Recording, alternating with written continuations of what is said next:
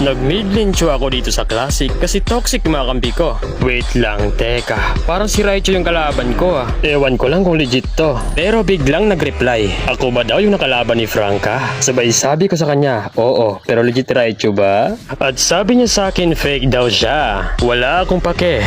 Gusto mo isusunod kita?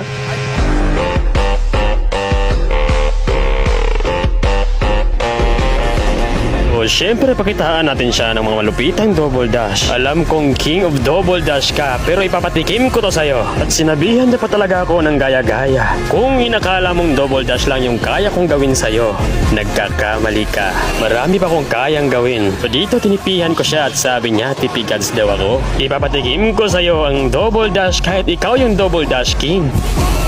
Sabay sabi niya sa akin na bangis daw ako. So dito ay dadaanan sana ako sa mid lane para mag-clear. Ang kaso pinatikim niya ako dito ng double dash sabay triple recall. Mukhang mapapalaban ako dito ah. So dito yung talaga makikita kung gaano kagaling mag-double dash si Raichu. So dito katapos niya lang mag-red buff at pinatikim ko ulit ng walang katapusang double dash. At dahil alam mo spawn trapper ako, gagawin ko sa'yo yan. Handa ka na ba? Kung si Nika at Franca pinatikim ko, ikaw na yung susunod ko! Ay God!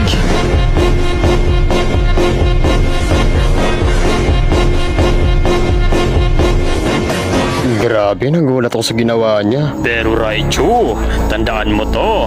Hindi din basta-basta yung kinakalaban mo. Pero tandaan mo tong laban na to. Sisiguraduhin ko sa'yo na hindi mo to makakalimutan. Alam kong kinikilala ka nila bilang double dash king. Pues, ibahin mo ko.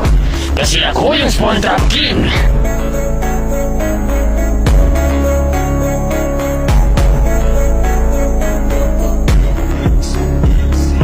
So what's up guys, nag-classic ako sa RG tapos nakilala ko na itong kalaban tapos parang familiar siya na nakalaban siya ni Franca. Tapos sabi niya isusunod niya daw ako sa kanya. Tapos yun, habang lang ako yung naglalakad dito ay bigla ba naman nag-double dash to sa harapan ko.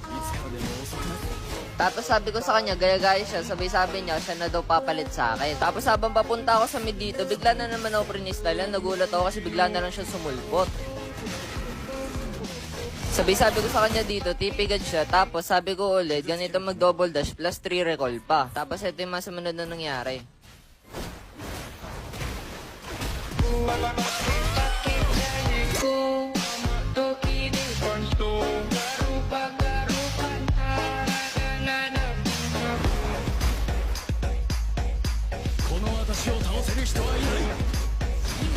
Nahilig mo freestyle. Pakitaan kita tunay na freestyle.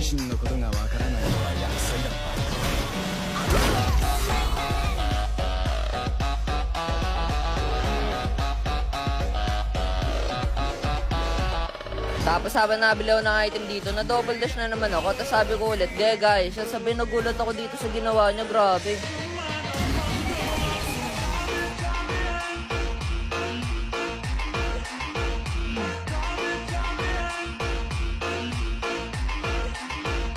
Di pa ako tapos.